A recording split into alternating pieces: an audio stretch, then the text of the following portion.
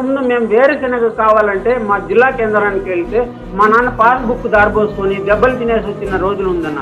మా నాన్నగారు అక్కడ ఏమంటున్నారంటే మేము ఎంతో మంది ముఖ్యమంత్రులను చూసినాము, కానీ ఈరోజు మాటల ముఖ్యమంత్రి కాకుండా చేతల ముఖ్యమంత్రిగా జగన్మోహన్ రెడ్డి దిన చూస్తున్నాము అట్లానే అంటున్నందుకు మాకెంతో సంతోషం.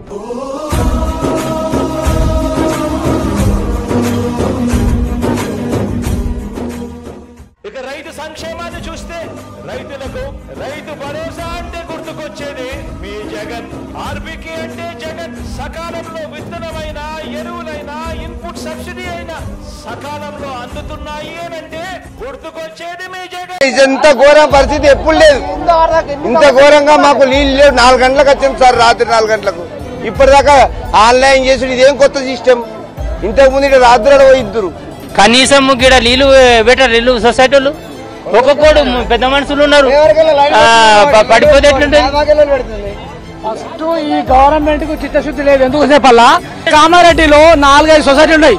సొసైటీకి 2 చొప్పున బ్యాగులు వాడేసి ఎక్కడి సొసైటీ అక్కడ ఇచ్చేస్తుంటే ఈ ప్రాబ్లమే ఉండకపోతుండే, రైతులకు ఇంత అవస్థ ఉండకపోతుండే.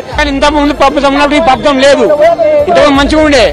ఎక్సమోతో కష్టాలు కోసలు దేనికైనా లైన్ మార్నింగ్ 4 o'clock నుండి వచ్చి 6 నుంచి లైన్ లో నిలబెడితే ఇప్పటికి 1 అవుతుంది. మాకు తిండి లేదు, టీ లేదు, ఏం లేదు.